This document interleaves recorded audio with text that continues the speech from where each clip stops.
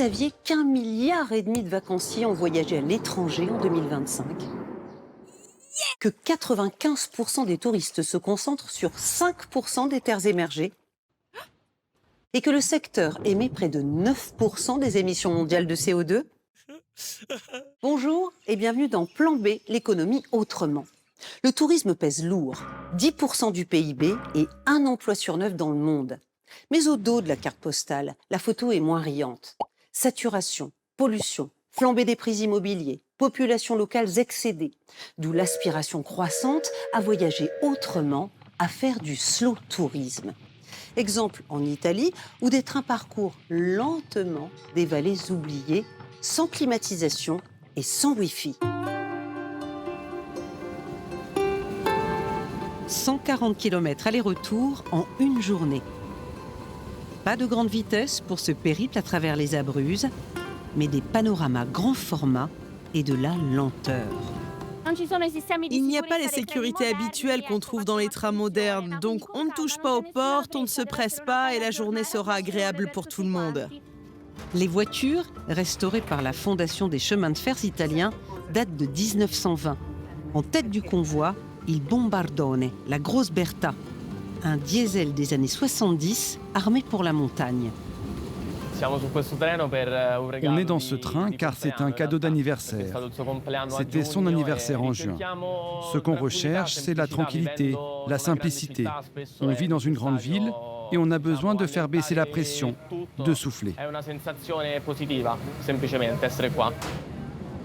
Chaque adulte a déboursé 60 € pour s'asseoir sur ces banquettes en bois. La ligne, qui serpente entre les parcs nationaux de Maiella et des Abruzzes, date de 1897.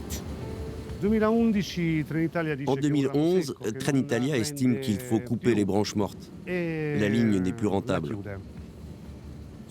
Sauf qu'une association de passionnés du rail affrète une vieille Micheline pour les touristes. Gros succès. Cette ligne est la toute première du programme Rail d'autrefois.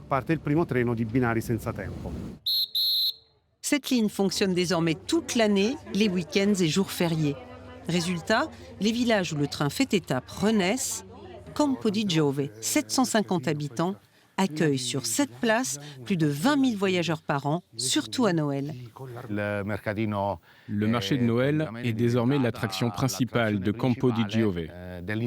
Notre village subit le changement climatique. On ne peut plus skier ici sans neige artificielle. Et grâce au train, on peut étaler les flux touristiques.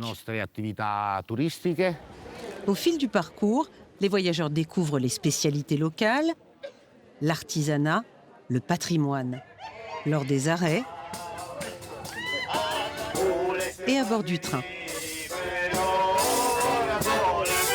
À l'arrivée à Castel di Sangro, le musée plonge les visiteurs dans l'histoire, parfois tragique, de la région. Historiquement, Castel di Sangro est sur la célèbre ligne Gustave, qui séparait au nord l'armée allemande des Alliés au sud. Et la ville a subi de très lourdes pertes humaines, architecturales, artistiques, culturelles, économiques. Boosté par le train, le musée est peu à peu devenu le premier fonds régional sur la Deuxième Guerre mondiale, grâce à des acquisitions soutenues par les pouvoirs publics.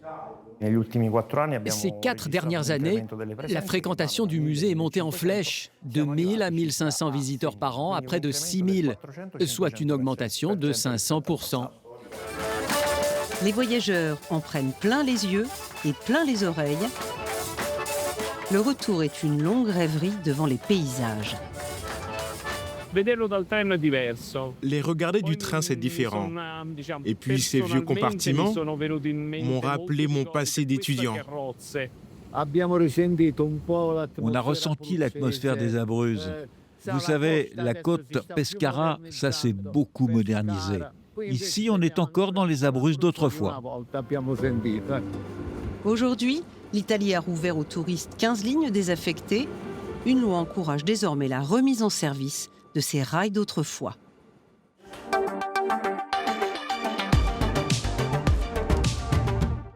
Comment peut-on définir le slow tourisme ? Ça correspond à un mouvement de fond dans la société, et en particulier de pays développés. C'est une attente d'avoir un autre modèle de vacances, plus diffus, dans des espaces différents, dans des espaces ruraux, et avec des relations différentes avec le milieu d'accueil.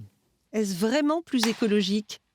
Alors, les modes de transport sont différents, à la condition, effectivement, de ne pas relier cette pratique qui se veut par ailleurs vertueuse, c'est-à-dire marcher ou faire du vélo, par exemple, ou de la navigation fluviale, de ne pas la coupler avec l'avion long courrier pour venir de l'autre bout du monde, faire le chemin de Compostelle ou le tour du Mont Blanc.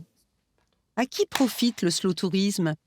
Alors, c'est un facteur de développement dans des lieux qui étaient plus fragiles, plus vulnérables, et qui trouvent là une perspective nouvelle, effectivement, qui leur permet d'envisager l'avenir de façon un peu plus positive.